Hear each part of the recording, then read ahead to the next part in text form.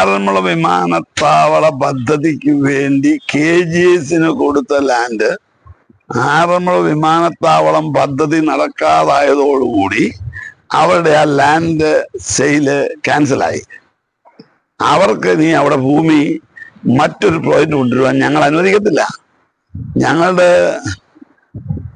കേരളത്തിലെ ധാരാളം NRIക്കാര് കഷ്ടപ്പെട്ട് കാശുണ്ടാക്കി അവിടെ 248 ഏക്കർ സ്ഥലം വാങ്ങിയതാണ്. ആ സ്ഥലത്ത് ഒരു വിമാനത്താവളം വരുന്നു എന്ന് കേട്ടപ്പോൾ അവരെല്ലാവരും സമ്മതിച്ചു, അതിനവർ തയ്യാറുമാണ്. എന്നാൽ അത് നടക്കാതെ പോയത് ഈ KGSന്റെ കഥകത്തുകേട് കൊണ്ടാണ്. ഇപ്പോൾ അവർ വന്നിരിക്കുകയാണ് 280 ഏക്കർ സ്ഥലത്തിനൂടെ അവർ 100 ഏക്കർ എടുത്തിട്ടുണ്ട്. അതെവിടാ? പളത്ത. നമ്മൾ മേടിച്ച ഒരൊറ്റ സ്ട്രിപ്പാണ്.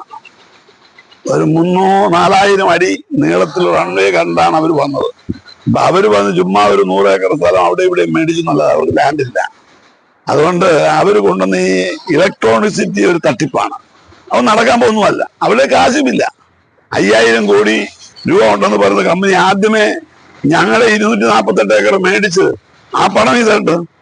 ആ പണം പോലും അവിടെ ഇല്ല. വിഷം തിന്നാൻ കാശില്ലാത്ത KGS ഗ്രൂപ്പ് ഇപ്പോൾ മറ്റൊരു കമ്പനിയായിട്ട് രൂപാന്തരപ്പെടുന്നു. ഏത് കമ്പനിയാ? ആരുടെ കമ്പനിയാ?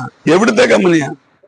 മൗണ്ട് സിയോൻ പ്രസ്ഥാനം പടുത്തുയർത്തി ഒരു ആറന്മുള വിമാനത്താവളം ഉണ്ടാക്കാനായി കഷ്ടപ്പെട്ടുണ്ടാക്കിയ ഒരു പ്രസ്ഥാനം നശിപ്പിക്കാൻ ഞങ്ങൾ സമ്മതിക്കത്തില്ല. പിന്നെ ആറന്മുള വിമാനത്താവളം വരത്തില്ലെന്നാ പറയുന്നത്. വരണ്ട, പിന്നെ നോക്കാം.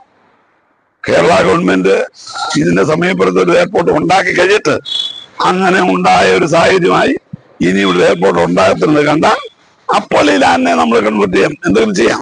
പക്ഷെ എന്തായാലും ഞങ്ങളുടെ പിള്ളേർക്ക് പഠിക്കേണ്ട എയർസ്ട്രിപ്പിന് ബഹുമാനപ്പെട്ട ഹൈക്കോടതി സാങ്ഷൻ തന്നിട്ടുണ്ട്. ഞങ്ങളുടെ കുട്ടികൾക്ക് പഠിക്കുവാനുള്ളതായ എല്ലാ ക്രമീകരണം ചെയ്തു കൊടുക്കണം. ലാൻഡ് ഷുഡ് ബി പ്രൊട്ടക്റ്റഡ് എന്നൊക്കെയുള്ള ഓർഡറും ഞങ്ങളുടെ കയ്യിലുണ്ട്. അതുകൊണ്ട് ആറന്മുള വിമാനത്താവളം ഒരു പദ്ധതിക്കും വിട്ടുകൊടുക്കത്തില്ല.